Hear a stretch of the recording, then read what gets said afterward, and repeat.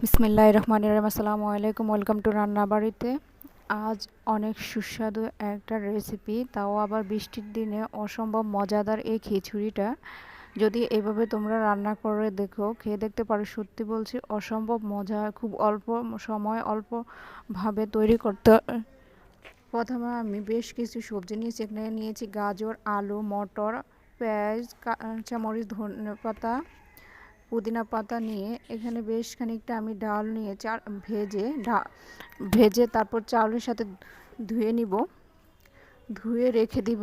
কারণ এখান দিয়ে আমি মুরগিটাকে রান্না করার জন্য যে সবজিটা ওটা আগে রান্না করে নিব। প্রথমে আমি লবঙ্গ, দারচিনি, এলাচ দিয়ে একটু তেলের উপর ভেজা গ্রানটা সুগন্ধটা আসা মাত্র পেঁয়াজ দিয়ে তারপর একটু হালকা একটু ভাজা হলেই আদা বাটা, রসুন বাটা, জিরা বাটা দিয়ে হালকা একটু ভাজা করে মশলাটা ভাজা করে পানি দিয়ে এখন আমি মশলাটাকে আরেকটু কষিয়ে দেওয়ার জন্য বেশ খানিকটা পানি দিব। তারপর হলুদের গুঁড়া, মরিচের গুঁড়া, লবণ, এখানে আমি ধনে গুঁড়া দিয়ে একটু মশলাটাকে রান্না কষিয়ে নিব। তারপর এক এক করে টমেটো, এমন মুরগি সাইজ করে মুরগি রাখা টুকরো টুকরো, আর সবজিগুলো এক এক করে গাজর, আলু, মটর এখন দিয়ে এগুলো একত্রে রান্না করে নিব।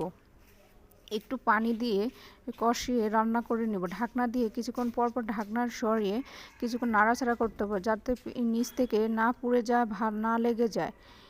আমার পায়ে রান্না কষানো কমপ্লিট হয়ে আসছে। এখন আমি আরেকটু কষিয়ে নিব। এখন আমি চালটা দিয়ে দিব, মুরগির সাথে আমি চালটা দিয়ে দিব। চালটা দিয়ে এখন বেশ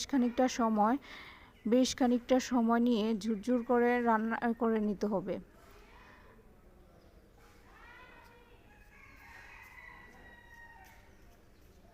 এখন আমি একটু চাউলের সাথে লবণ, একটু দারচিনি, এলাচ দিয়ে নাড়াচাড়া করে পানি দিয়ে দিব।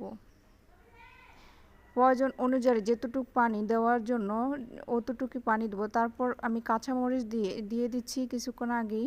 তারপর উপর থেকে একটু পানিটা যখন শুকিয়ে আসছে তখনই আমি পুদিনা পাতা দিয়ে আবারও একটু ঢাকনা দিয়ে রান্না করে নেব। বেশ খানিকটা ঝুরঝুরে, দেখতে যতটা লোভনীয়